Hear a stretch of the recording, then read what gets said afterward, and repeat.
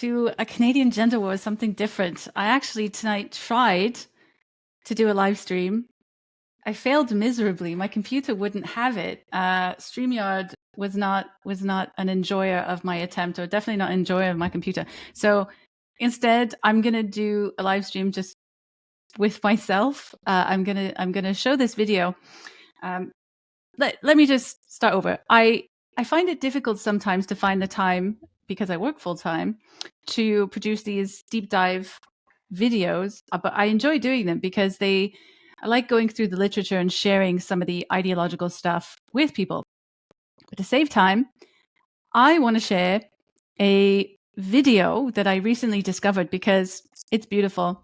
This particular academic, a queer theorist, no doubt, is describing many of the things that I've been talking about in my own deep dive. So we're going to talk about parental rights. We're going to talk about the myth of childhood innocence. We're going to talk about all kinds of things that I describe in my queer theory in education, or queering education in Canada, in this video.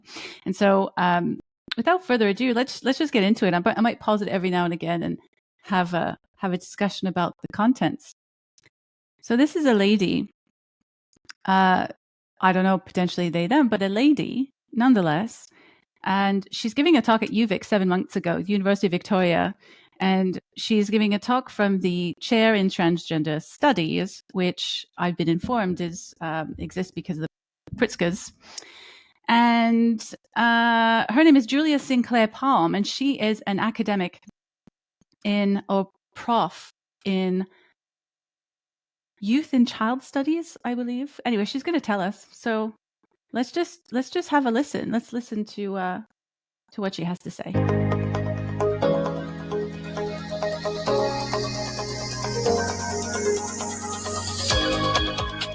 Hey, welcome everybody. Pleased to have everybody here in the room, and folks at home. Just to let you know, there's about 75 people attending the talk right now, between the in-person and the online. So welcome to this special event. This is part of the Chair in Transgender Studies, and you've just seen a little video about what we do. My name is Aaron DeVore, and I am the founder of the Chair in Transgender Studies, also the Transgender Archives, and the Moving Trans History Forward conferences. So we're at UVic, and we like to acknowledge and respect the Lekwungen speaking peoples on whose territory the university stands, and the Songhees, Esquimalt, and Wasanich people whose historical There's going to be a land acknowledgement with the land continue to this day. The very Chair in beautiful Transgender land, Studies is the only research chair. We don't have a department of transgender studies giving out degrees. Oh, by the way, there are no such departments anywhere in the world at this point. The chair in transgender studies is worth going to have a look at. There's some and we work to provide interesting things. I think there's a talk by Pritzker in there too. Plus people, worth so listening all different to. kinds of trans people and our allies everywhere. We contribute to development and communication of accurate, research-based, real-world knowledge about trans plus people that we hope will be used and can be used to build better policies and laws and to drive social change. We also help to build strong and resilient trans plus social and cultural communities and individual well-being by facilitating arts, cultural and social activities. And in all that we do, we are committed to applying an intersectional lens in our work to advance intersectional lens really important. Racial justice, equity, and inclusion for all. Because the queer theory is postmodern, but the action, like today's, we also the doing of queer theory is intersectional. It's neo-Marxist. It's Marxist in orientation. Video that includes the world's largest transgender archives, the interdisciplinary, international, and intergenerational biennial Moving Trans History Forward conferences, a variety of scholarships for UVic students and fellowships for visitors to UVic, and also arts and cultural events. Okay, so that's all my introductory remarks before the main event, and I'm very pleased to introduce our speaker. Dr. Julia Sinclair-Palm is an associate professor in childhood and youth studies in the Institute of Interdisciplinary Studies at Carleton University. In their Carleton work, they examine how young people forge new identities, imagine futures, and navigate structural inequalities in the midst of larger and sometimes restrictive narratives about childhood and youth. The name of the talk is What Does It Mean to Protect Trans Children? Exploring debates about the figure of the trans child, a very contemporary debate and question. So please join me in welcoming our speaker, Julia Sinclair-Palm. Hi, it's so nice to be here and to see all of your faces. This is one of the first in-person talks I've done in a while, so it's really nice to see folks. So excited. So as Erin mentioned, my name is Julia Sinclair-Palm, and I teach in the Childhood Youth Studies program at Carleton University. I came to this field through a master's in sexuality studies and a PhD in education. And this interdisciplinary history has shaped how I think about the lives of young people and the figure of the child. My research considers how conceptualizations of childhood and youth are tied to concerns about violence, risk, and mental health, often at the exclusion of other more complex narratives of identity, gender, and belonging. In one of my research projects, I talked to trans youth in Canada, Australia, and Ireland about how they chose their name. For this international project, Canada, Australia, and Ireland are some of the three more extreme countries when it comes to queering children. I just wanted to point that out. I turned to trans youth and their stories of renaming themselves to explore how these narratives about the names they receive, refuse, and choose expose the challenges trans youth face when narrating their identity formation and the brilliant strategies trans youth use to navigate cisnormativity. By listening to the stories trans youth tell about their naming process, educators, policymakers, and researchers can better comprehend the supports trans youth may need, while opening up spaces for more complex understandings of trans lives. I'll return to some of the findings from the study at the end of the talk. The other project I'll mention briefly today is a project about family. That is just so cute. And I'm doing with my colleague Hannah Dyer at Brock University. I need to pause on this. Hannah Dyer. Hannah Dyer is a very important, well, I guess important, is an interesting character. And I covered her. Actually, James Lindsay covered her as well. A lot of people have covered her because she actually has a paper, Queer Futurity, something about the innocent child. I can't remember the exact title off the top of my head. But in this paper, she very interestingly describes what queer is. And if you're interested in more detail on that, I have a video called What is a Queer Child, in which I kind of quote from Hannah Dyer much, much more. But the gist of it is that according to Hannah Dyer, the queer is not what holds people together. It's an identity without an essence. It is not what holds people together. It's what undoes identity, what undoes the child. It is not, although it can be in reference to homosexuality, because according to queer theory, if it's not normal, it is queer. So homosexuality would be seen as not the norm and therefore queer, because everything that is not heterosexual and normal is queer, right? So, but it's not just homosexuality. It's also anything that disrupts the idea of normal. So I just thought it was really interesting that Hannah Dyer calls the queer child, or calls what being queer is what undoes the child. Her paper, Queer Futurity, worth reading. She talks quite a bit as well about the myth of childhood innocence, which we are going to cover in some interesting detail, where Julia here can tell you in a queer theorist's words what I've been trying to tell you. Drawing queer and trans family, understanding kinship through children's art, elicits and exhibits art from children between the ages of 6 to 12 with lesbian, gay, bisexual, transgender, two-spirit, and queer parents. And this project generates an aesthetic archive of LGBTQ+ kinship. In practice, what this looks like is sitting down with kids who are 6 to 12 years old and asking them to draw a picture of their family, and then talking to them about their drawing and what family means to them. We also then hold an exhibit of their art and bring all the families and communities together, and it's just wonderful. This study just got some new funding, and so we'll be heading to Montreal and Vancouver and Edmonton in the coming years. Can't wait. In today's talk, I'm particularly interested in how social and political debates about the child impact the real lives of trans kids. I explore how the figure of the trans child is discussed in these debates and draw on trans studies, childhood youth studies, and my research with trans youth to think about what we can learn from this current moment. Let's just take a moment to underline that she's a professor in child and youth studies. And one of the things that I found particularly disturbing was how queer theory is described in early education, early childhood education pedagogy, so the theory of teaching. And this is the kind of stuff, so what we're going to hear today is absolutely identical, if not more explicit, the ideas that are being taught to the future teachers. So these pedagogues, she's not a pedagogue, but her ideas are very much reflected in the queer pedagogy. But these are the people that teach our teachers.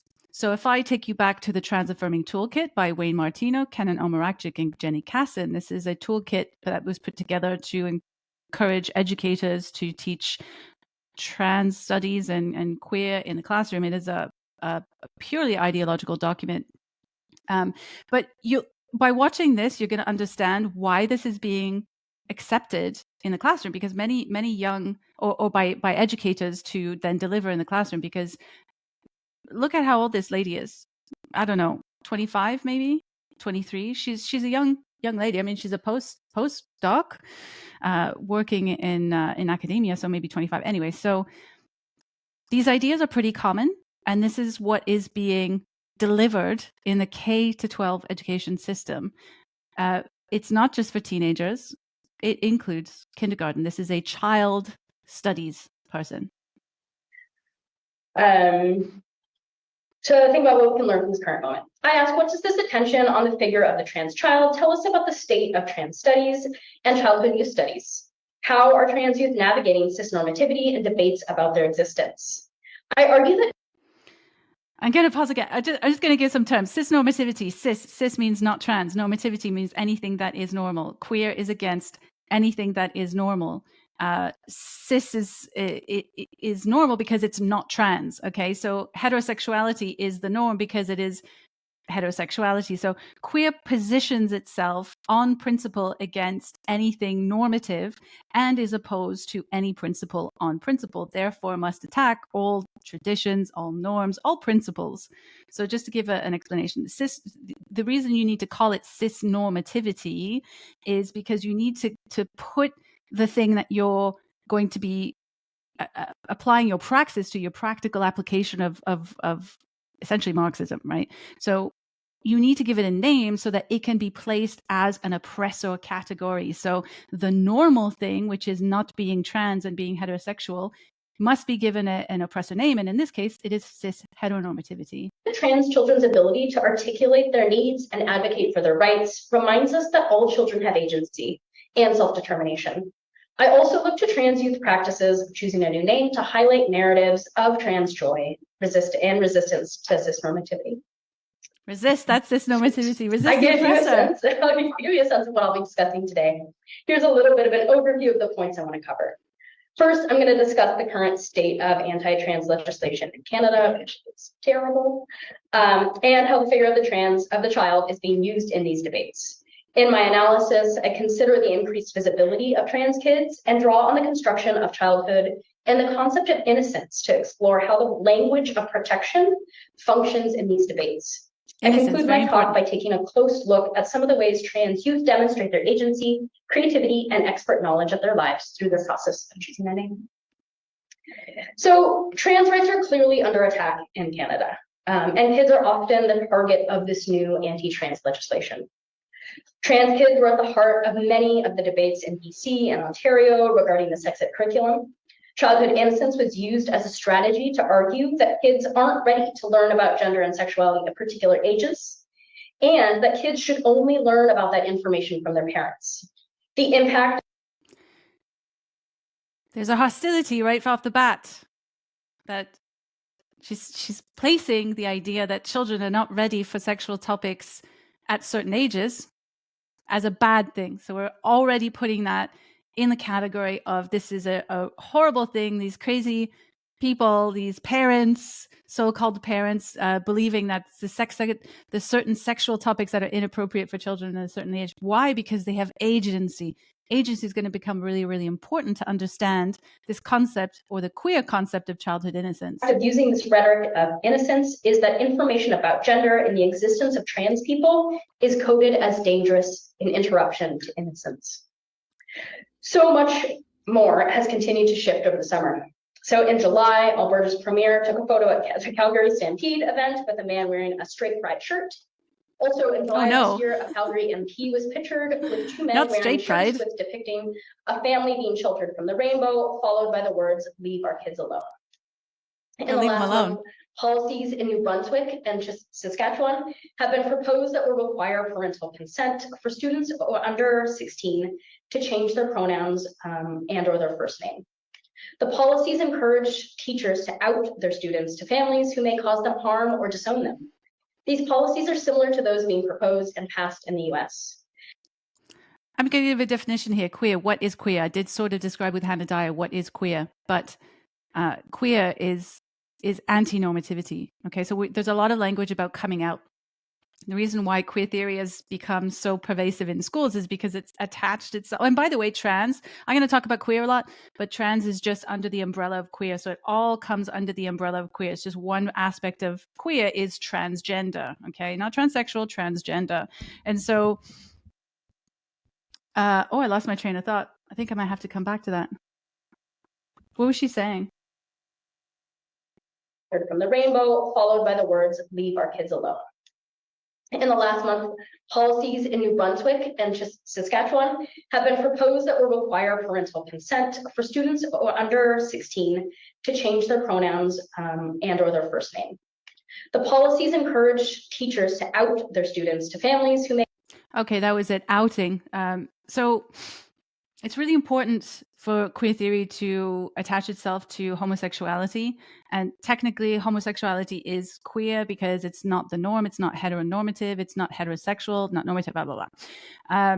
But that's a misnomer, because queer is in the postmodernist sense, I guess it's just a rejection of normal and an embrace of anything that is taboo or abnormal. But in the current sense, because this is intersectional, there has to be a praxis, a practical application of, in this case, it is very deeply neo-Marxist, right? So there's an oppressor-oppressed dynamic here. And so what is it? Oh God, I lost my train of thought again. The coming out. And so because it's a political identity that opposes itself against all norms, and the point of the praxis is to destroy all of those norms, you have to kind of make that somehow appealing and acceptable. And we've accepted that for gay people, there's this terminology about coming out of the closet.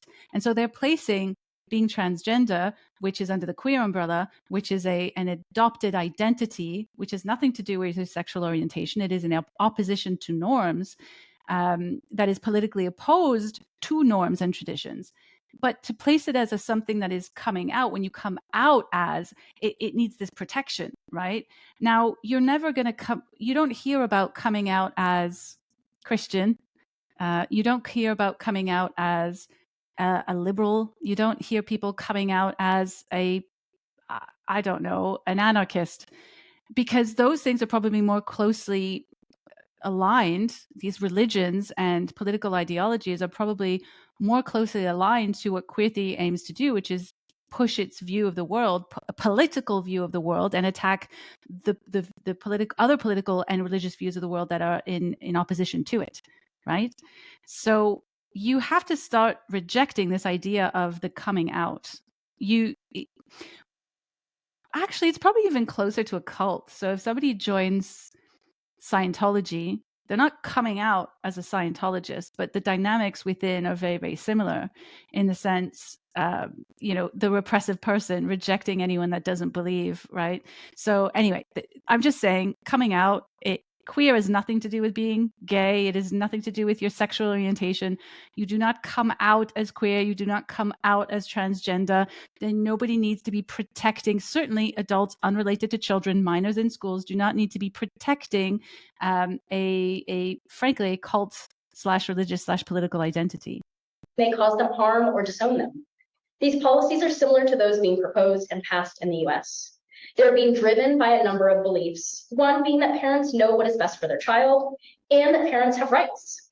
Underlying these political shifts in the US and Canada is the desire to erase trans people. Parents don't know what's best for their kids and don't have outlaw rights. trans lives as part of their platform. They voted for a motion that stated children should be prohibited from gender-related, quote, life-altering medicinal or surgical interventions, which will limit access to transgender healthcare for minors. CBC reported that Michelle Baldich, an Edmonton delegate, said dysphoria is, quote, a mental health disorder, and it should be addressed with treatment, not, quote, irreversible procedures. And to a thunderous applause, she said, please protect our kids. And yeah, so there's in the past, if you were transsexual, the idea in psychology, my understanding is that it was a mental health disorder, and some people were able to receive therapy and kind of find their way through it, but that would be normative, right? So you don't really want to do that. You don't want to pathologize. If you pathologize, you're converting them, you're making them normal, and that is opposed to queer theory. And so that's the praxis here, is they both want the medical interventions that allow this way of viewing the world. So this idea that you can sort of transcend, go beyond your sex, your body. They both want that medicine, but they also will reject anything that says this is a medical condition or that it is a psychological condition, because that would imply that you want to be normal. So this is the difference between queer and transsexual, right? I mean, we could debate whether or not, the validity, all these things, but the typical transsexual or the binary transsexual, so a transsexual who wants to be or embody the opposite sex, two sexes. This is a binary transsexual. This is what we typically understand in the past. But this is not transgender, because gender is a social construct. It's whatever you make it up to be. You could be a fish gender. You could be a demigirl. You could be all these things. It is it is like the embracing of all the different social categories or inventions, really. This what they call very often a deeply felt sense of gender. It could be anything, right? That's the postmodernism. It's the social constructivism that you can just whatever feels right to you. And so we don't want to pathologize that. You don't want to give them mental health support because that would be converting them, making them normal. So when you hear about conversion therapy, that's the reason they're so against this, because to the queer mindset, the mere idea of telling someone that they're male or female and it's kind of like that's just reality and too bad, well, that's a complete affront to the worldview, because they have a deeply felt sense of that gender, right? And they don't want to be normal. They don't want to be made to be normal. And so don't make me. So this is the danger of giving this concept of gender legal protection, because it's really comes from queer theory. And all that attempts to do is to not only delegitimize, but abolish this so-called gender binary, which again, I talk about in my deep dive videos, right? So if you want to learn more about the gender binary, so transgender, just another point. So the transgender trans person is often a non-binary trans, and non-binary means a rejection of the gender binary, or just being male and female, or what they also call cis. Okay, so cis heteronormativity, the attack on cis heteronormativity is an attack on the gender binary. Just means basically accepting that people are male or female, because that's normative. We want to reject that. And so non-binary trans, this is where you get the creative, somebody who might say, I'm a genderqueer, trans feminine, blah, blah, blah. Maybe they make an effort, maybe they don't, because it's not about fitting into a particular category. The whole point of that is to deconstruct the very basic idea of male and female, because that in and of itself is oppressive. I go in a lot more detail in my video on where that comes from. Speech about another policy that is intended to keep transgender and other gender diverse people out of women's prisons, shelters, locker rooms, and washrooms. She said, it's not extremist to demand that what we call biological women have a space to call their own. In support of Paul Dutch, a 15-year-old delegate from Sherwood Park urged delegates to, quote, vote yes to protect your wives and daughters. The strategies being used for transphobic aims are right out of the homophobia playbook from 50 years ago. For example, in 1977, Anita Bryant was part of a campaign Queer to is limit not the a legal sexual rights orientation. of LGBTQ people. She was opposing a recent ordinance in Florida that had granted gay people housing and employment protections. Bryant argued that parental rights were being denied, and Bryant took the idea of protecting children and made it mainstream. Queer is not a sexual orientation. There are so many queer individuals making this argument about Anita Bryant, but always remember, queer is not a sexual orientation. This is not a sexual orientation. This is a political opposition to anything normal. That's why that's what they call them, spicy straights. A heterosexual person who wants to be queer is somebody who's like, oh, I'm going to do something anti-normative or against the hegemony of normativity. So I'm going to try out being, I'm going to call myself queer, and I'm going to try having multiple partners, or, whatever it is that's not heterosexual and cis and just regular being a male and female, right? So that they're just not gay. Her campaign and the subsequent Save Our Children political coalition used the argument that homosexuals, this is a quote, homosexuals cannot reproduce, so they must recruit. And to freshen their ranks, they must recruit the youth of America. Much of this rhetoric has continued to be repeated, and this notion of protecting children remains one of the Republicans' main strategies. Some Christians believe that parental rights are given to them by God and are rights that cannot be given or taken away by a government. They argue that it is the government's job to recognize and uphold these inherent rights.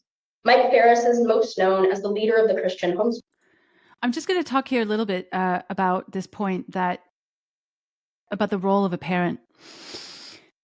Now, whether or not you believe in God is irrelevant, but as a species, the God-given right is the idea that there are things beyond us. We are part of the ecology. You could call it ecology. You could call it part of nature. You could call it God. But the family, the fact that we're related to our children in the way that we are, is no different from other species who are closely related to their kin.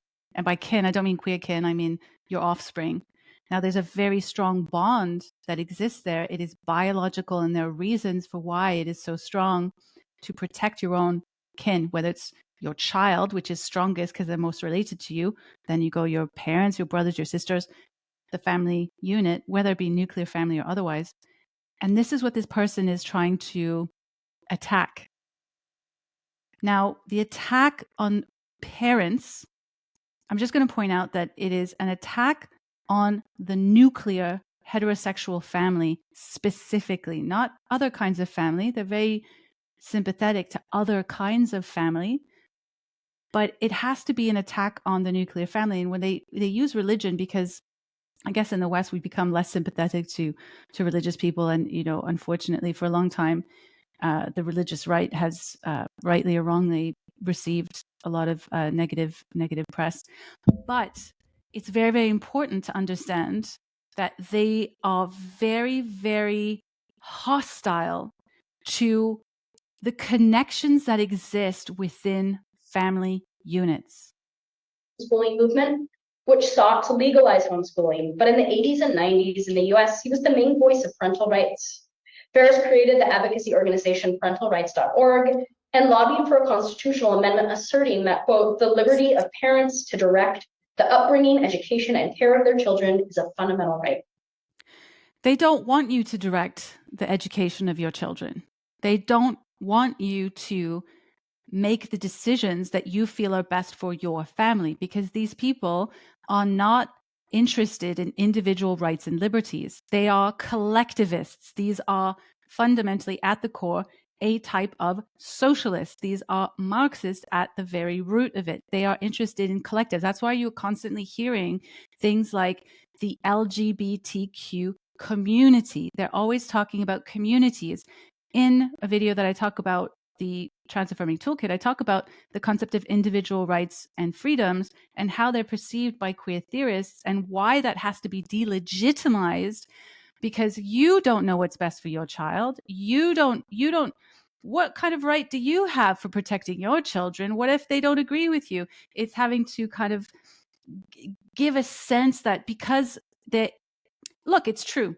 There are some families that have difficulties, and sometimes that can result in traumas. There can be abuses within some families. These things exist, but what they have to do is take some of the most egregious examples and assume that that could happen to anyone at any time simply for being part of the collective. And to avoid that, the solution would be to take the rights away from the people most likely to protect them and have their best interests at heart. And so I was talking about the biological drive to protect your own kin, biological kin, not queer kin. You have to kind of move around that, right? You have to get around it somehow. And so parents are very, very, very important. Your link and bond with your child is extremely important, and the queer theorists really understand that. And anyway, so she's going to carry on talking about parental rights. The history of parental rights in Western society has roots in Christianity, homophobic and transphobic rhetoric, and the need to keep children innocent by protecting them from dangerous knowledge from people. The thing is, keeping children protected from dangerous knowledge. What she's doing is she's making a decision that the knowledge that she has is the correct knowledge, and you not wanting your child to be exposed to that knowledge is a problem. And so she has to make an effort to attack your desire to protect your child from certain things that you think are inappropriate. Right? That's really important. Parents don't have rights. They have responsibilities. When parental rights are invoked, they're almost always talking about their child's access to healthcare, services, and knowledge. The political strategy of using parental rights or childhood innocence to push for a conservative agenda puts children in the middle of these debates, further denying their rights, agency, and voice. The push for parental rights often arises in regards to conversations about sexuality and gender in schools. The idea of parental rights is used by conservatives as a strategy to limit the scope of conversations that schools might have with young people about sexuality and gender. Similar to the way protection is invoked in discussions about the child, parental rights are also used to limit young people's agency, self-determination. This person has decided, and I'm saying this lady, this Julia, it's not just Julia. This is actually, Julia's expressing extremely common ideas that I keep coming across over and over. But they have decided that they somehow, the queer theorists, somehow have a deeper, more valid knowledge of the world. And they have to get that across to young people. And they have to get around parents somehow. And they're doing that through the education system, through these policies that they're putting in place by essentially getting to the teachers, and the teachers can then pass that on to the students. But they've decided that somehow your family unit is not a reasonable, like it just doesn't matter how you feel about what you want to do with your own family. That's not important, right? That's oppressive. So they need to place you in the position of oppressive. Voice and right to access information about sexuality and gender. Young people are dehumanized when adults insist that they know what is best for the child, and when parent rights are prioritized over child rights. So I'm interested in how the language of protection is being used in these debates about trans rights and the figure of the child. These people just have like mommy-daddy issues. I don't know about you, but when I first came out to my parents, they were worried. They were scared that life would be hard for me. They thought it would be harder for me to find someone who would love me, that finding a job might be more difficult, and that I would be bullied at school. They even worried about how my imagined children wouldn't have a male role model or a father figure. That one still makes me chuckle. But that initial worry is something that I come back to when I think about trans youth today. My parents really thought my life would be easier if I was straight and cisgender. They wished I could change my mind. They wanted to rescue me, but I wasn't asking to be saved. I didn't come out to them because I wanted their help or permission. I already knew what I needed. I think a lot of parents act from this place of worry. They want the best for their kid and don't know what to do or how to be a parent in the face of this news. Parents may find that their child feels strange to them, that they have become something unknown. They don't know who their kid is anymore, and yet they don't know who their kid is anymore. And yet for many kids, they don't feel like they've changed. What they're doing is they're adultifying young children, right? So you hear discussion about parentifying a child and how that's not good for a child's development. They need boundaries. They need to be able to trust the adults in their lives to know what's best and to guide them through it. But what they're doing is a version of parentifying a child. They're adultifying the child. This concept of the child having all this agency, they just know who they are and we have to let them. This is pervasive in school, letting kids lead. But this is not good for the development of young people. They need to be guided by adults. They don't want to be guided by adults. They want to have that agency. They want to make all the decisions about everything all the time, but they're not mature enough to do that. And by parentifying or adultifying the child, I'm no psychiatrist or psychologist, but I thought we understood that this was not healthy for a child's development. And this is what queer theorists are advocating for. When they talk about the agency of a child, what they're really talking about is this child-centered, let the child decide everything and we have to go along with it. We have to just affirm everything they're saying. And if you don't, well, you're a bigot. Maybe this fear parents have leads them to a desire to save their child from transness. Parents sometimes feel like they don't know how to protect their kid anymore. Parents are told by the state that their job is to protect their child. And with this news, their kid might be trans, they are at risk of failing in their job as a parent. The language and strategy of protection comes up most when we are afraid. So as a parent, I have started this whole journey talking to other parents. Now, my child does not identify as trans, but my child, I got to know trans because of all my child's friends. And I have met many parents of trans children who've gone down a medical pathway. What she's trying to tell you is that all these words, we're trying to protect, we don't want them to be trans, we don't want anything. This is actually not true. Almost every single parent that I met has been liberal. I even met one NDP parent of a trans-identified child who used to go to all the marches and was really into it until they realized that the medicalization of these young people, it's the transhumanist route, right? So I've decided that I have this deeply felt sense that I've been told that I have to discover this have gender, which has nothing to do with my sex. It's just this gender thing, this gender sense, this gender feeling, this soul that I have to kind of give a name to. And then I have to use medical science to then change my body to match the soul. The problem is with most of these parents, the reason that they ended up talking to me or speaking, or actually most of them haven't spoken up, but the reason that they tried to find people to talk to is because they realized that not only was their child disconnected from reality, it was causing massive disruption within their families because like in Scientology, you become a suppressive person for merely asking questions. Now the parents are asking questions along the lines of, have you thought of what this is going to do to you long term? Right? What are the medical side effects of some of these procedures? And because they're being affirmed everywhere, they think, oh, my parent is a bigot. Like this person is saying, if you feel this way, then you must be a bigot, right? You're against progress, you're homophobic, you're all these things. And these children absorb that, they know that. So the queer theorists are trying to create a situation where the world is anything you make it up to be. You're an avatar. You're this meat sack that could, or this meat Lego, like Mary Harrington says, that could just be, these pieces can be, interchanged for other pieces, and it's fine.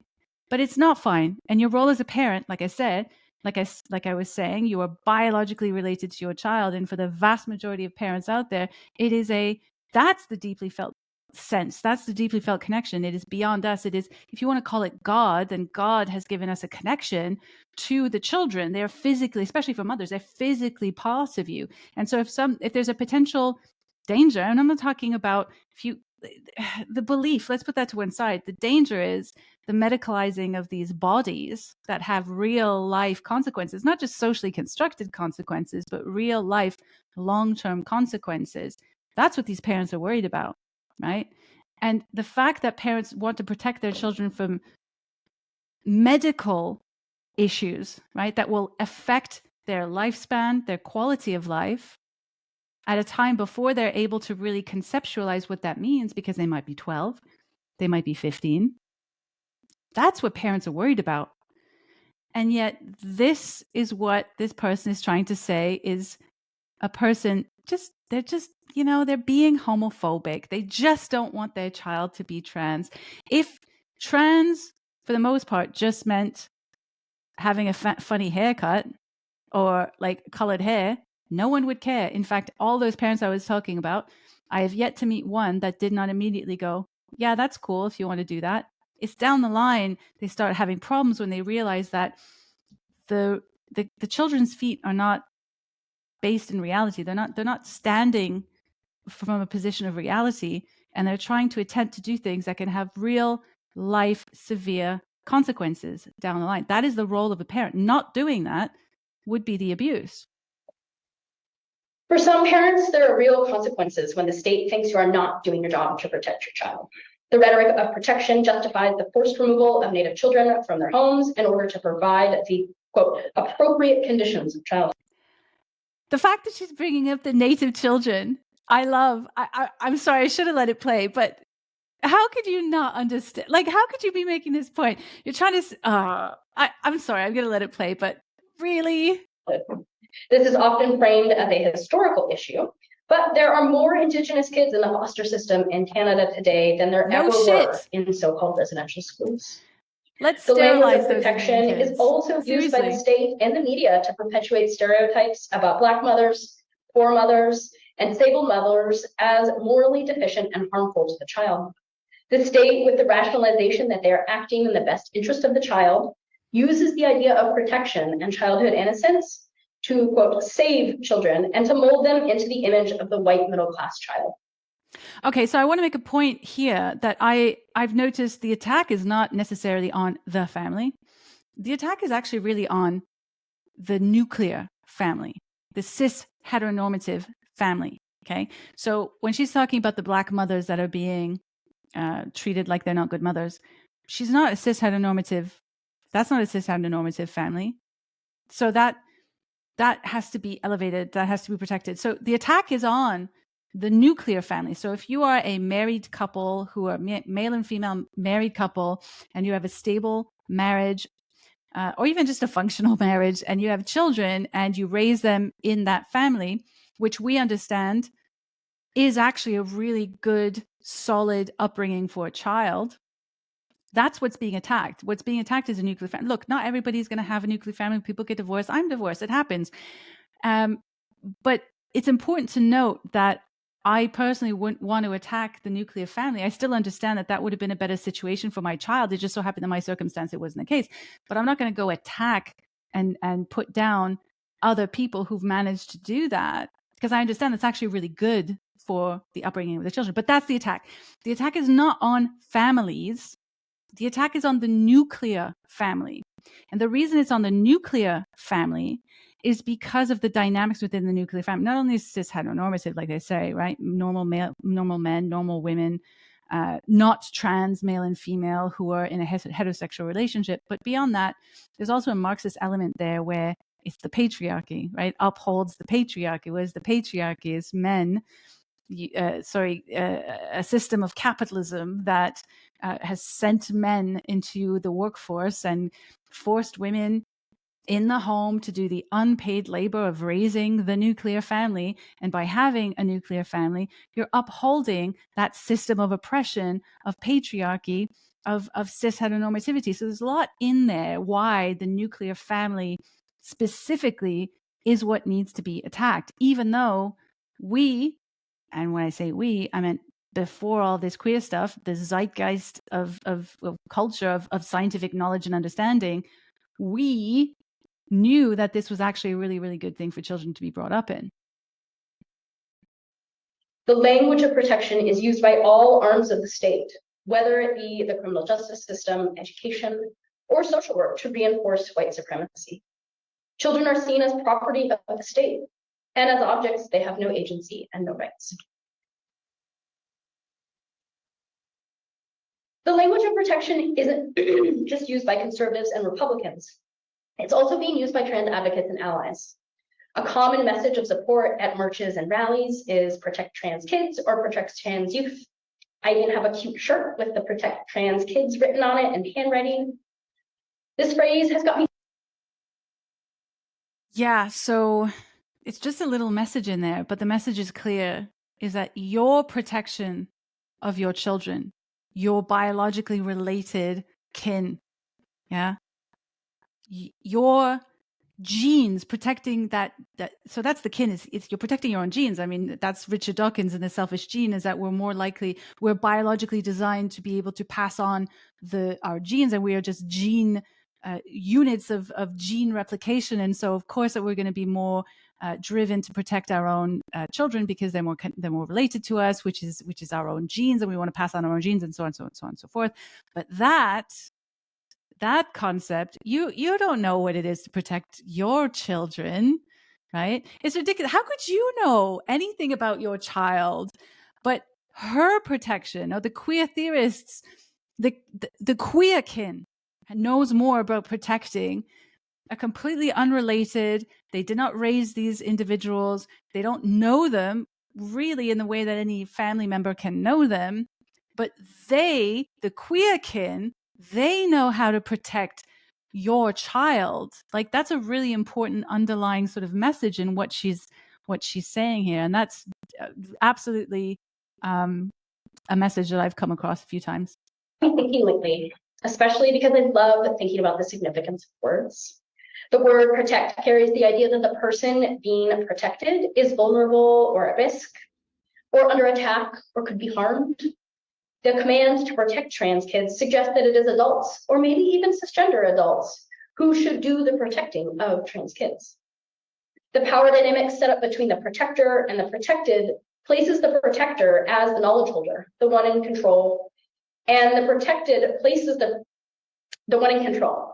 Sorry, the protector is the decision maker, who may at times be working with the best interest of those they are protecting. But so their protection, what she's saying is the queer protection, the queer kin protection is not protecting. Is giving that child agency, is adultifying that child, like I was saying, is by not giving them boundaries. Because that, as I said earlier at the very beginning, queer theory is opposed to all principles on principle. You can also say queer theory is against all boundaries on principle.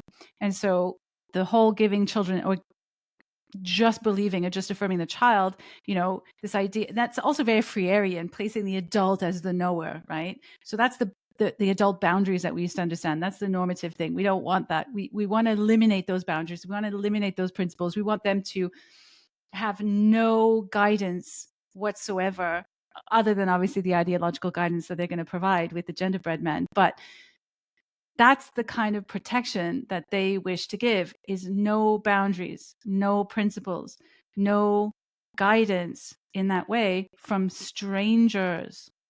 But may not see those in need of protection as agentic or knowledgeable. Protection is also a hope. It is a wish that harm won't be done. The word protection is sometimes also used to suggest ownership, as in we protect property or objects. I'm worried that the language of protection works as a trap because it uses the language of the oppressor. We risk reinforcing the belief that children have no agency. Even though it may come from a place of deep care and advocacy, I'm worried that by using the language of protection, we are making trans youth into objects. It's no accident that she talked about protecting property. Like I was saying, this praxis element, pardon me, not so much the postmodernist element, because you have the postmodernist element, the social constructivism and your truth and all that stuff in queer theory, but you also have the Marxist orientation, and that's the praxis. And look, all Marxism does is it has groups or classes which experience some level of oppression, and groups or classes that experience or are the oppressors, right? And that's why she I think it's actually not an accident that she was talking about protecting private property, because the classical Marxist is all about class. It's all about the elimination of private property. But another type of property is cultural property, right? And you can have heteronormativity is understood as a type of cultural property. Gender, so the idea of males and females, they're interchangeable, like sex and gender are interchangeable to these people no matter what you say. So the gender binary, males and females, cis, what we call cis, that is a form of cultural property that is oppressive, because it is hegemonic, because it is the dominant system, because it is normal. So that cultural class, cis, is the private property that must be protected in the eyes of the Marxist worldview, right? And so the queer position, the Marxist position of queer, is to abolish whatever is the dominant or hegemonic class, in this case, cis and heteronormativity. And so I don't think it's any mistake or an error on her behalf to talk about protecting private property. And frankly, I don't care about whatever imagined idea of capitalism. I care about my family. I care about your family, and frankly, your ability to raise your family the way that you want. I just want you to understand that there is so in my view, Marxism it's very conspiratorial. They accuse you of being conspiracy theorists. It's very conspiratorial. And in their mind, you're protecting that domination by heterosexuality, and it is their role to liberate. So when they talk about protecting trans kids, they're talking about liberating that dormant, untapped queerness. And to be able to do that, you need to be able to kind of teach them that they could be that they have this agency to kind of choose what a deep felt sense of gender, so that you can anyway, it goes on in circles. But all this to say that I don't think it was a mistake that she was talking about protecting property. In queer theory, they want to abolish the property of the gender binary. Objects are to be protected, and also objects that can't speak, have no agency, and are reliant on adults for safety. There are so many good reasons that we started using the language of protection in response to anti-trans legislation and the violence of discrimination trans people face. We are afraid for trans youth, and with good reason. Protection is a powerful word, and amidst moral panics about the child and transness, it can be strategic to use evocative language. Like Jules Gill-Peterson has written, I really do wish that I could protect trans children from the violence of state power. I want trans kids to have rights. I want justice for trans kids. And for me, centering justice means that adults need to engage with trans kids as knowledgeable, as experts of their own lives, and deserving of a complex personhood. So justice, again, because this is Marxist in orientation, justice is a very particular meaning. It is not justice in the sense of the rule of law. It is, so you have to take it back to equity, right? So because the praxis against cis heteronormativity or the gender binary, you cannot have a just world so long as you have oppression, right? There's no justice if there's oppression. What is causing that oppression? In this case, what's causing that oppression is cis heteronormativity, because we're talking about queer theory. But if cis heteronormativity, or just being a regular male or female, the gender binary, or just being heterosexual, which, let's face it, we kind of need that to continue the species. That there's a reason that's normal. It's not a moral judgment. It's just normal. And there's nothing wrong with being gay either, just because being heterosexual is normal. But if that's what is oppressive, and you cannot have justice while there is oppression, that only really leads to one conclusion. And what they're not saying is that the intent here is to abolish the source of oppression to achieve justice. Abolish cis males and females, or the gender binary, abolish the gender binary, and abolish heterosexuality. That's the real aim in a lot of this. And all you have to do is follow the logical conclusion. That's what they're trying to do. So justice means freedom, abolishing men and women, just regular men and women, the cis, and abolishing heterosexuality. And this, ladies and gentlemen, is what's being taught to educators to pass on to students as young as kindergarten. I don't want the goal to be that all children have equal access to innocence, or for them to all be protected. I want justice for trans kids, and I want them to be treated as fully human. She wants justice for trans kids. She wants justice for trans kids. That's what I'm saying. She wants to eliminate the gender binary and heterosexuality for trans kids. Beliefs about childhood have been shaped by the myth of childhood innocence. This idea of childhood as a time when innocence can be traced to 18th century French philosopher Jean-Jacques Rousseau. Rousseau's theories about childhood were based on the white middle class able-bodied child. Because Rousseau's ideas about childhood are still pervasive today, the white child is still our paradigm of who deserves protection. He believed that children come from God, are born pure and naturally good, and need to be saved from corruption and molded into responsible adults. These romantic era ideas were classist, patriarchal, and important to the construction and maintenance of whiteness. Innocence is not a natural state of being that is accessible to all children, but it's a socially constructed category shaped by differentials of power that enables adults, namely those who are white and colonial, to produce themselves as dominant. Okay, so now we're talking about childhood innocence, and I'm glad that she's talking about it, because I've come across the myth of childhood innocence a lot in queer theory. And the concept that she's telling you now is that it's an old-fashioned European, or Eurocentric, as she says. So it's a colonial, right? So this was invented by white men for white families to uphold, which is not saying, and what she really means to say, and what you can find when you listen to other queer Marxists say almost the exact same thing about childhood innocence, is that this is to uphold capitalism, right? So and I'm going to take it back to this concept of the patriarchy, right? The patriarchy is a Marxist term, and what it means is that men and women, two genders, are unequal, and that men are the dominant sex or gender.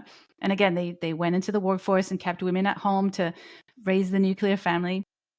Yeah, within that, you have children who must be kept away from knowledge. And this is where the queer theory comes in, less so the Marxism, that protecting children and not giving them access to certain knowledges assumes that those children are not ready for it. They should be protected from it. The dangerous knowledge she was talking about earlier. And the knowledge that she's talking about is things like the concept of oppression, like slavery, like sexuality, right? Because a lot of it in here is Keynesian too. So Alfred Kinsey believed that babies are born sexual, and so keeping that knowledge from people is keeping them away from their sexual citizenship and their rights as an individual to explore their sexuality from birth. So a lot of that's kind of weaved into that, and by keeping those knowledges, those dangerous knowledges from children, right? Not only are you taking away their agency, but you're also upholding cis heteronormativity, right? So you're perpetuating cis heteronormativity by protecting children from queer knowledge. And when you do that, you're socially reproducing the hegemony. And the hegemony is cis heteronormativity, and it's capitalism, and it's all these oppressive forces. And so the whole point of eliminate or calling childhood innocence a myth, and by liberating children from innocence, is liberating them from capitalism, liberating them from the cis heteronormativity, right? That is what they're doing.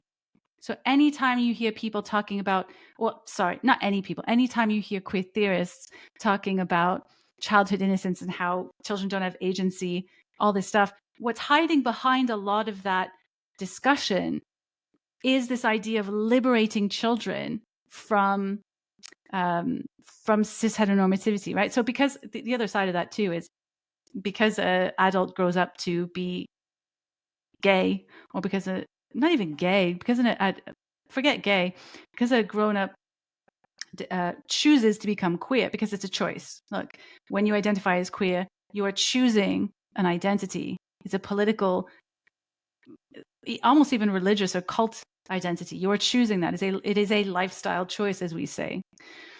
So because an adult has chosen that for themselves, they've chosen to reject normativity, right? That child must have been oppressed in the past because we socially reproduce capitalism and cis heteronormativity and all this stuff.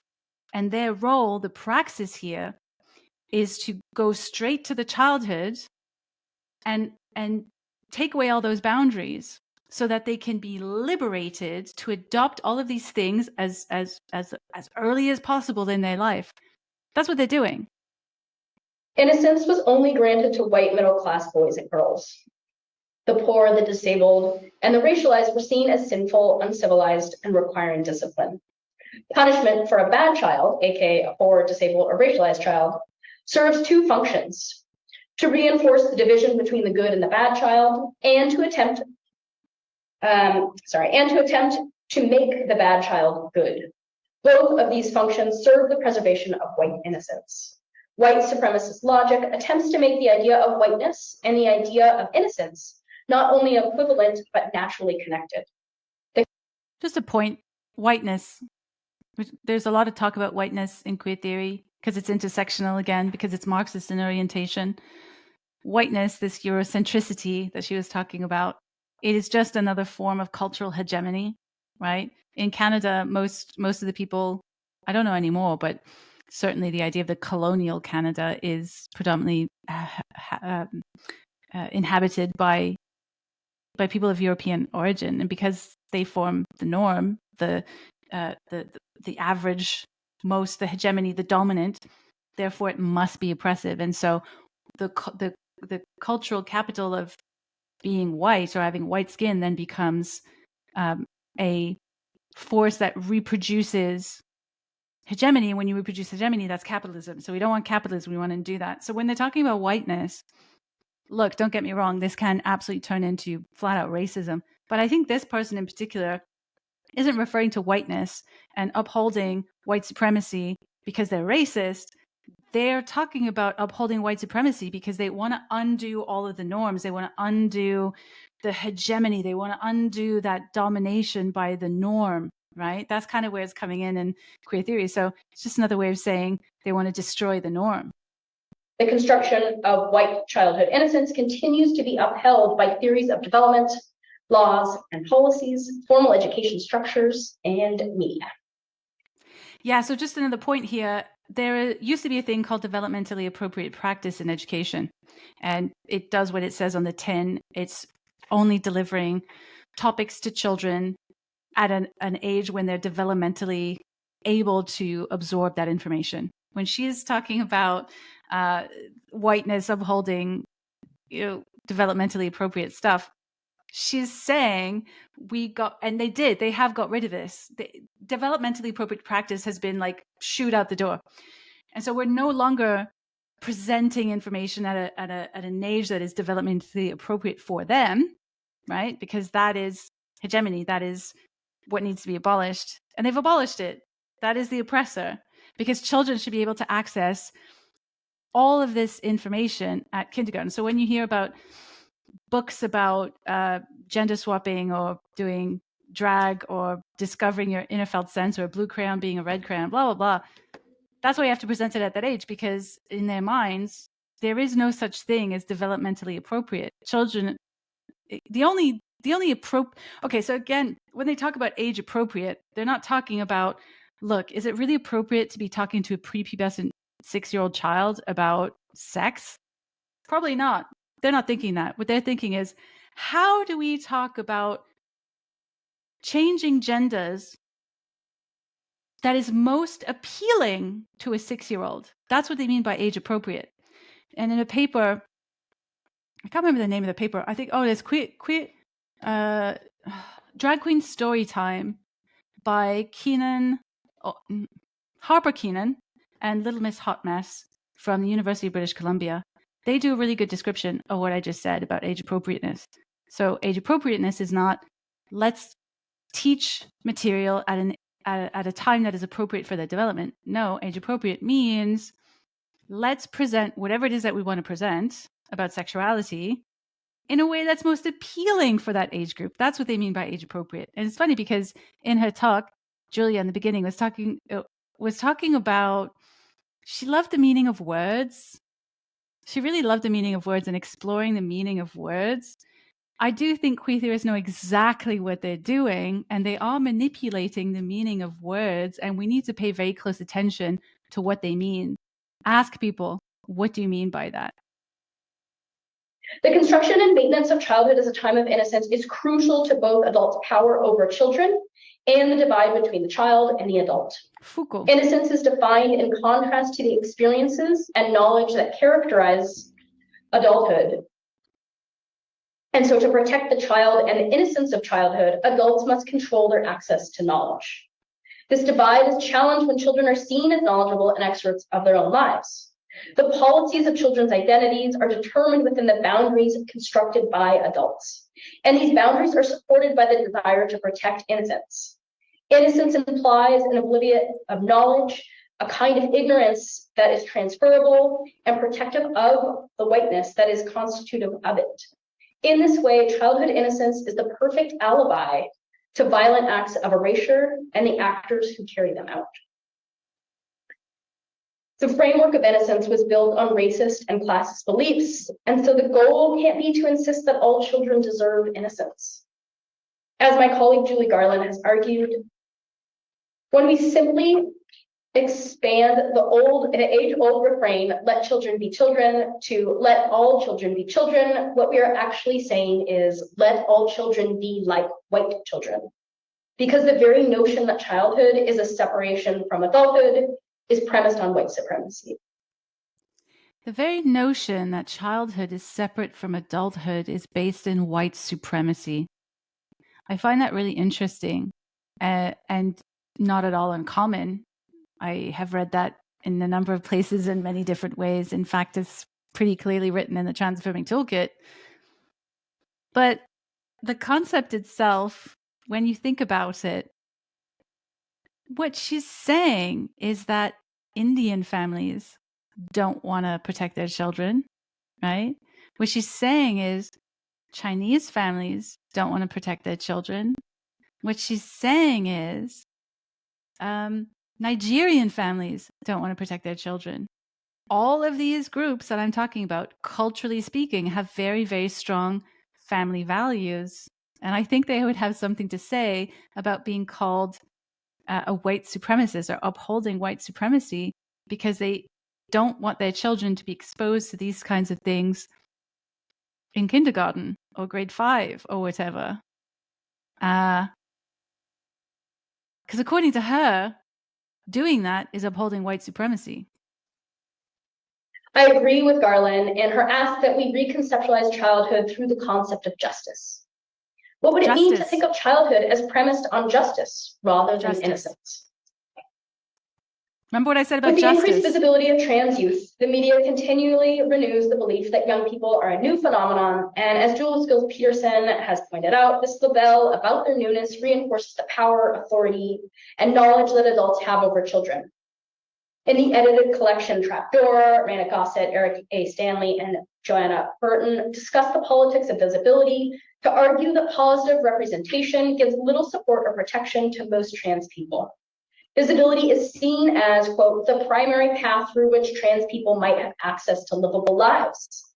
And yet these doors to resources, to recognition, and to understanding that are offered to trans people are almost always traps, and that trans bodies' histories and culture are accommodated only insofar as they can be forced to understood through a cisgender, white, heteronormative lens. Yeah, so she's talking about, just at the very end, queer theory doesn't want to fit into the norm. They don't want to be accepted as part of the norm. They want to break the norms. They want you to fold into them, not the other way around. That's really, really important. When we talk about trans privilege, right? When they're going on about trans rights and being recognized and all this stuff, it's not that they want to fit in. They don't want your rights. They want their own rights, and their rights are completely different. And it's all about abolishing anything that is normative. And so there's never going to be any attempt in fitting into the wider society. This is why this ideology is so destructive. There's never going to be accommodation. It's never going to be a thing. There's always going to be an attempt to destroy whatever system is in place. And so stability is never going to be their friend. So if you want to just live your life and go about your business and do your job and raise your family and kind of not be part of any of this, you're sorely mistaken. This is why people need to actually, one, learn about it, and two, fight it, because we're never going to reason with queer true believers. We're never going to reason with them. There's always going to be an ever increasing attack on destroying the very stability, the very foundations, the very traditions of anything that they view as normative. And that affects everybody, right? You don't have to be Christian. You don't have to even be heterosexual. You don't even have to be white. This is going to come after you in one way or another, because we all, for the vast majority of us, we just want to live our lives. So that involves an awful lot of normativity, if you think about it. And that is exactly what queer theory wishes to abolish. And they're training your children to kind of view the world in this way, not just through queer theory, but other intersectional theories like critical race theory, decolonial theory, and post-colonial theory. So you're not going to escape it. You're not going to run away from it just because you want to live your life. So it's best to kind of learn what it means and become very acquainted with the language, so you can stand on your own 2 feet and go, no, and set firm boundaries and go, I don't care if you want to overstep this boundary. You're not gonna. I don't care if you call me a bigot.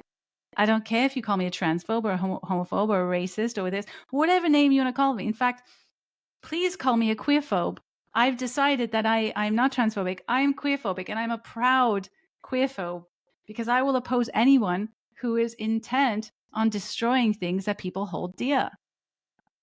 For me, questions about visibility, representation, and agency always come back to how systems of power, like medical institutions and education, come to determine whose lives are whose lives are livable and breathable. I question the legitimacy of leaving decisions about trans lives to institutional systems because of the ways these systems of power perpetuate marginalization and erasure of racialized, poor, and disabled trans people, and especially children. Young people should have the ability to define their own genders and to name themselves, although systematically speaking, it is adults who currently control these definitions and names. What role does visibility play in protection, and can we call on trans youth to be both visible and to protect them?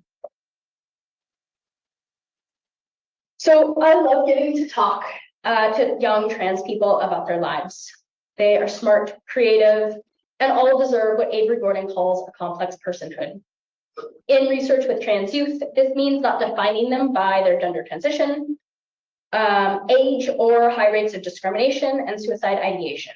Gordon demands that we notice in our reading and research practices the complicated relationships individuals have both to the particularities of their lives and to the social categories we use to make sense of the world.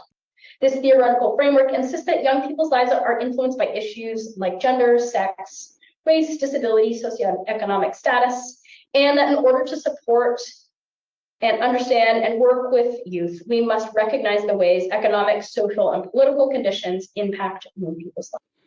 So what the intersectional stuff does in education is that it uses the language of individualism by putting people in collectivist groups. So she just described a whole bunch of things, your race, your sex, sexuality, whatever. They all get understood as a collective identity. So it's no longer an individual identity, it's collective identity. You can have all these different identities and they can intersect with one another. And maybe one has more privilege than another, and that's intersectionality, understanding these different levels of privilege. But what they fail to understand is that if you keep going with all of the different ways a person can have an identity, you're going to have an infinite number of different categories that a person will be in until an infinite position in which every single individual on the planet is an individual, no longer part of a group. So I'm a woman. I'm also of European descent. I also have all these other experiences in my life that other people who are female, cis, whatever, European descent have not had. And so that's going to make me distinct from those people. And all of those distinctions are going to have their own distinctions. And so it ends up being down to the individual is what matters, really. And I feel like they're failing to see that by trying to create all of these different cultural classes and applying victim oppressor statuses to all of these different classes. But this is what they're teaching your children. This is what school is now. School is at the either explicitly anti-oppressive, as they say, or it can maybe just be a little bit in the policies. But that's the direction that we're going across all schools in Canada. I will draw your attention again to the Affirming Toolkit if you're in Ontario, and you can see very clearly in that document exactly how Marxist, overtly Marxist, education has become. Lives. Choosing a name is one of the first ways some trans people begin to assume a different gender from the one they were assigned at birth. Because of their age, trans youth's relationship to and negotiation of naming is particularly complex. These young people are often still dependent on the very families who named them. The act of selecting a name separate from the one their parents assigned for them then is central to identity formation, enacting simultaneously the pull back into the home and the push out into the world. In this study, I asked, what does the renaming process reveal about trans youth's relationship with their peers, family, culture, and emerging sense of identity? How do youth take up, rewrite, and refuse new forms of gendered identity? And what can we learn about the work of names from the way trans youth narrate this process? So current trans youth describe them as suffering from high rates of discrimination, bullying, homelessness, suicide. I'm just finding it insufferable now, and I'm going to end this little episode. I think it's gone on long enough, and I'm sure you're very tired of hearing about me talking about cis heteronormative and doing the gender binary by now. We'll see how this works out. For me, it was definitely a little bit easier just going through a stream rather than creating a whole deep dive video with images and clips and all that. But the gist of this video that I hope you got out of it, and by the way, I'll put the link in so you can go watch it in your own time and come to your own conclusions. But the gist of this video was she's describing in quite direct language all of the things that I've been reading in the queer pedagogy papers, especially the early childhood education queer pedagogy papers in Canada over the last year or so. But she does it in a very concise way, so that the two main points to get from this is that parental rights is something that really we need to uphold, because it is a barrier to queer, right? It's a massive barrier to queer. But the attack on parental rights is the idea that children have agency, and that you cannot possibly know, whether you're a parent or not, you cannot possibly truly know your child. You're not in the best position to protect your child, right? especially if you're holding up the cis heteronormative standard of the nuclear family. So that's really important to understand. So the attack on parental rights is really a way, them telling you it's a way to get to your children. So you have to uphold that like desperately, right? And so if your child is maybe being sucked into this, cut them out from the world, take them out of school, go hiking, just, bring that family together. Really, really important. They're telling you it's very effective. And the other thing is the myth of childhood innocence is really pervasive in queer theory. I keep reading about it over and over and over again. They describe it in so many different ways. But the core of this idea is that children are sexual from birth. That's the Kinsian element. And so we should not hide that information from them. And you as a parent are not best placed to deliver this information, but the queer theorists are, because they have a special type of knowledge that they can deliver, right? And that parents should not protect their children from knowledges, because what that does is it keeps them innocent from information that they really should know to navigate the world, according to either queer theorists or intersectional theorists or whatever, people want your kids to have certain kind of knowledge. So it's the adultifying of children, right? So protect your children's innocence and protect your own parental rights to do so. I think that's the main gist if you want to fight this queer cult. Now have a good one, and I'll see you next time.